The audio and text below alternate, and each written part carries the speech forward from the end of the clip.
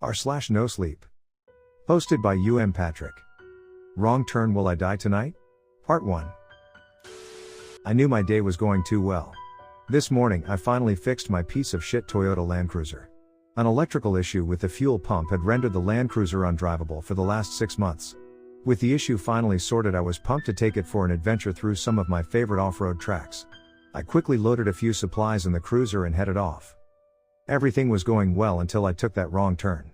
This wasn't my first time driving these tracks. I had been coming here for years now, but today was the first time I saw that track.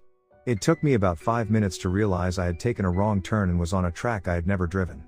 I didn't stress. If I pushed on, I was confident the track would eventually link up with one of the main tracks I would be familiar with.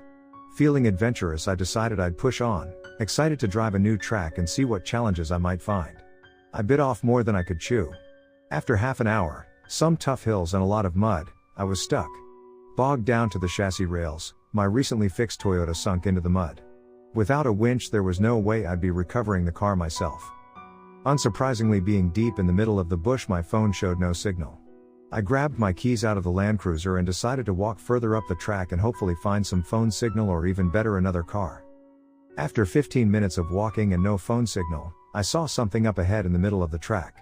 Once I got closer, I realized it was a backpack. I yelled out, hoping whoever owned the backpack was still nearby. I was met with nothing more than the occasional bird call. Hoping to find something useful, I decided to have a look through the backpack. Who knows, I could have got lucky and found a satellite phone. I found a couple of chocolate bars, a bottle of water, and a well-used notepad and pen. As I sat down on a log to enjoy my newfound chocolates, don't judge me, after having not eaten since breakfast I was starving, I flicked through the person's notepad. The notepad was full of a few hand-drawn sketches of the local flora, but as I kept flicking through the pages I came to an erratically written diary entry. Some of the writing was illegible, but I managed to work it out. I will write for you word for word what I found in that diary entry. It's about 8 a.m., almost 24 hours since I got lost in this forest. I just spent the night from hell hiding up a tree. I got lost sometime around midday yesterday. I can't recall the exact moment I realized I didn't know where I was.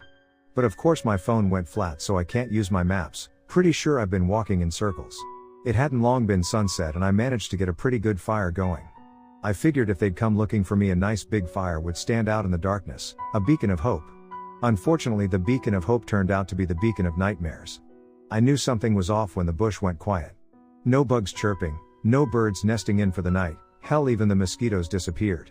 Then I heard it. It sounded so close but at the same time so distant. Clicks and whistles, almost like the sound of a dolphin, but somehow insinuating malevolence and dark intent. First it came from my left, then almost instantaneously from my right. Not going to lie, I freaked out. I clicked on my flashlight and pointed it into the dense shrubbery. Nothing, and I mean nothing. Dead silence met complete stillness.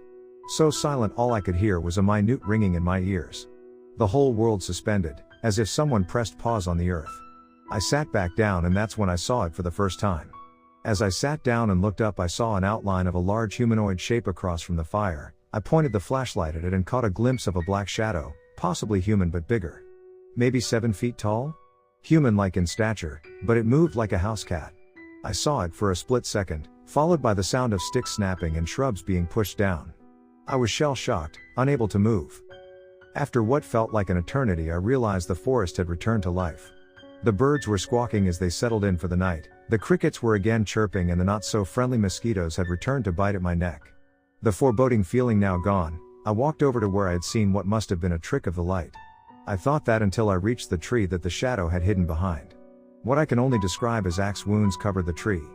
Gashes torn through the bark and trunk as if it was made of gelatin.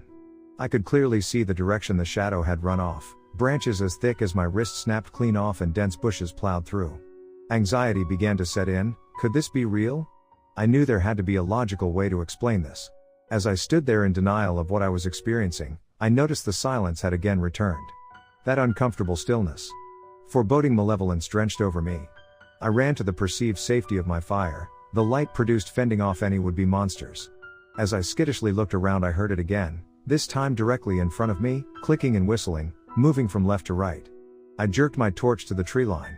As soon as my torch hit the shadows, I heard a twig snap behind me. Hastily spinning around, I saw it, standing directly behind me, perfectly blending into the shadow cast by my fire. As I spun, I lifted my torch in its direction, to which I was met with an ear-piercing shrill, so loud I keeled to the ground. I felt my ears ringing and my head aching. A pressure built behind my eyes so great I started to see dots. Darkness clouded my vision.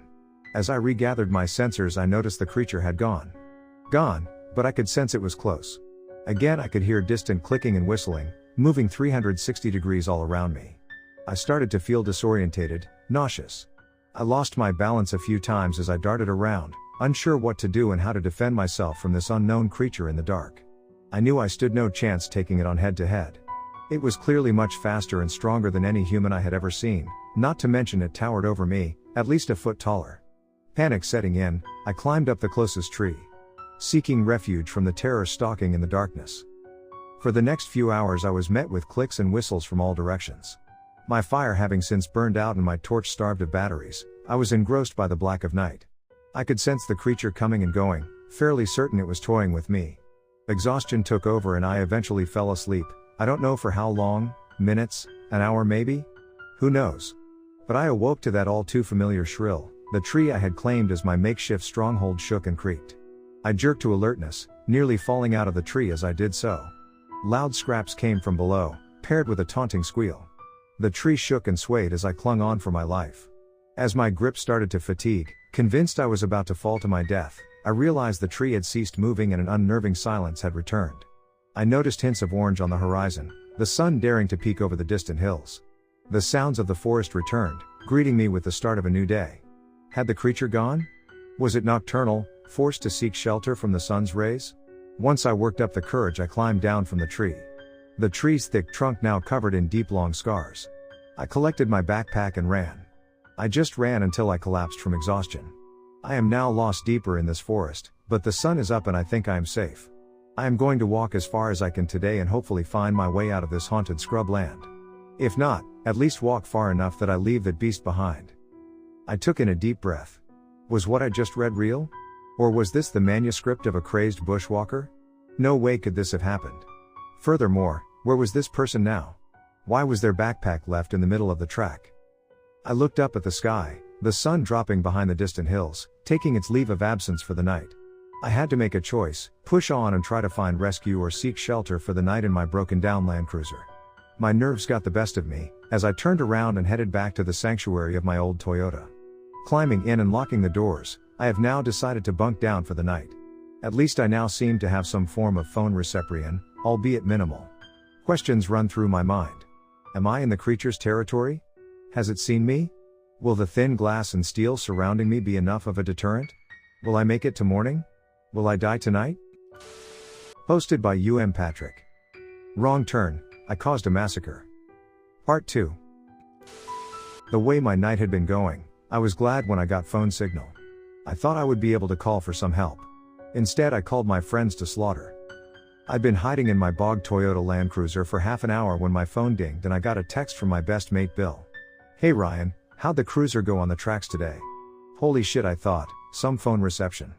Quickly I tried to call Bill, thankfully he picked up straight away. I explained to Bill how I got the cruiser bogged and roughly where I was. Like always Bill was keen to help out and about an hour later I saw a set of headlights coming down the trail. Got yourself in a bit of mischief, mate?